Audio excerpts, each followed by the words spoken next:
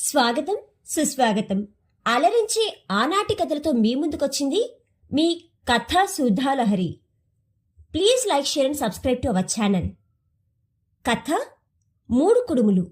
సేకరణ శ్రీమతి నంద్యాల సుధామణి. స్వరం నాగమౌనిక. అనగనగా ఒక చిన్న ఊరు. ఆ ఊళ్ళో సుబ్బమ్మ సుబ్బయ్య అనే దంపతులు ఉండేవారు. సుబ్బయ్య ఏవో చిన్న చితక పనులు చేసి డబ్బు సంపాదించేవాడు. సుబ్బమ్మ ఇంటి పనులు చూసుకునేది. కాని ఇద్దరూ మొండిగఠాలే. చిన్న చిన్న విషయాలకు కూడా పెద్ద తగువులు వేసుకునేవారు. వీళ్ల కొట్లాట్లకు తీర్పు చెప్పలేక చుట్టుప్రక్కల వాళ్లకు తలప్రాణం తోకకు వచ్చేది.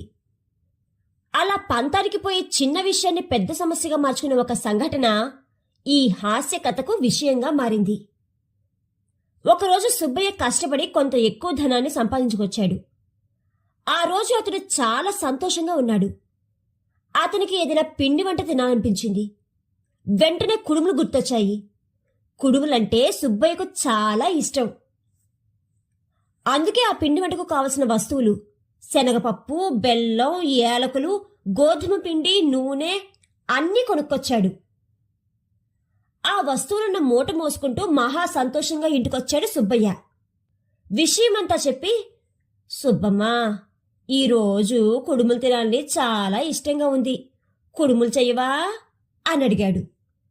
ఏ కానుందో గాని సుబ్బమ్మ సరే అన్నది. శనగపప్పు ఉడికించి బెల్లం కలిపి రోట్లో రుబ్బి పూర్ణం తయారు చేసింది.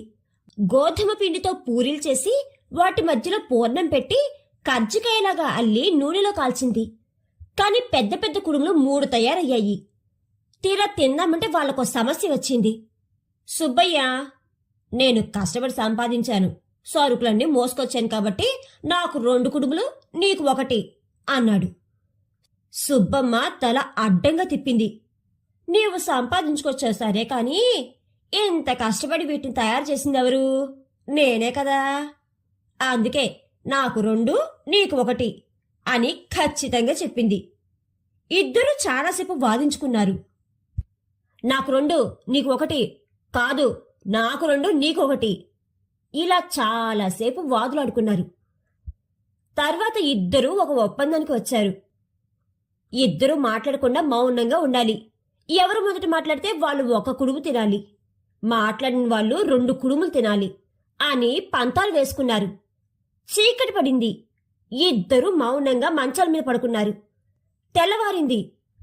ముందు నిద్రలేస్తే ఎవరితోనైనా మాట్లాడవలసి వస్తుందని ఇద్దరు భీష్మించుకుని అట్లా పడుకునే ఉన్నారు. బారుడు పొద్దెక్కిన వీళ్లు తలుపు తీయకపోవడంతో చుట్టుప్రక్కల వాళ్ళు ఆందోళన చెంది తలుపు బాదారు. అయినా తలుపు తీయలేదు. ఎంతగా పిలిచి కేకలు వేసినా పలకలేదు. వీళ్ళకేదో అయిందనుకుని తలుపులు బద్దలు కొట్టి లోపలికొచ్చారు అందరూ. ఇద్దరూ చెరో మంచం మీద పడుకుని మినుకు మినుకుమంటూ చూస్తున్నారు గాని ఊలకరు పలకరు.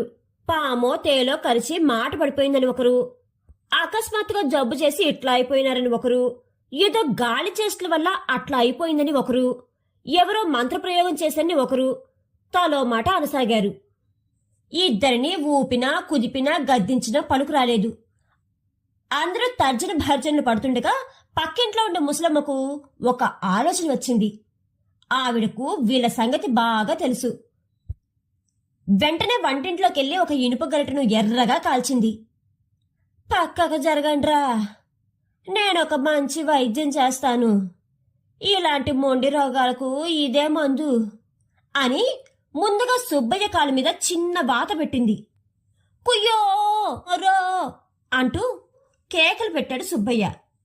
వెంటనే సుబ్బమ్మ లేచి, నాకు 2, నీకు 1, నీకు 1, నాకు 2 అని కేకలు పెట్టసాగింది. సందు చూసుకుని సుబ్బమ్మ కాలు మీద కూడా చిన్నగా అంటించింది అవ్వ. కెవ్వుమన్నది సుబ్బమ్మ. విషయమంతా తెలుసుకున్నాక అందరూ కలిసి వాళ్ళిద్దరికి చివాట్లు పెట్టారు. కుడుముల కోసం ఇంత గొడవలా? చేసుకునేదో 4 కుడుములు చేసుకోరాదా? లేకపోతే చెరకు కుడుము తిని 3వ కుడుములు సగం చేసుకుని చెరు సగం తినరాదా? ఈవేం తిక్క చేష్టలు, ఈవేం తిక్క పంతాలు అని చుట్టుపక్కల వాళ్ళందరూ తిట్టుపోశారు. వీళ్ల వల్ల తమ పనులు ఆగిపోయాయని విసుక్కుంటూ అందరూ వెళ్ళిపోయారు.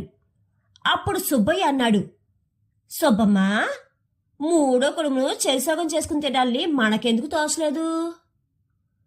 అవును, నాకు అదే అనుమానం వచ్చింది. మనకు ఆ విషయం ఎందుకు తోచలేదా అని అన్నది సుబ్బమ్మ. ఆవేశంలో బుద్ధి పనిచేయదు కదా. సరేలే పద పద, స్నానం చేసి కుడుములు తిందాము, సద్ది కుడుములు మహారుచి అట అని బావిగట్టు దగ్గరికి వెళ్ళాడు సుబ్బయ్య. కథ కంచికి మనం ఇంటికి 3 కుడుములు అనే ఈ కథ కనుక మీకు నచ్చినట్లయితే please like share and subscribe to our channel.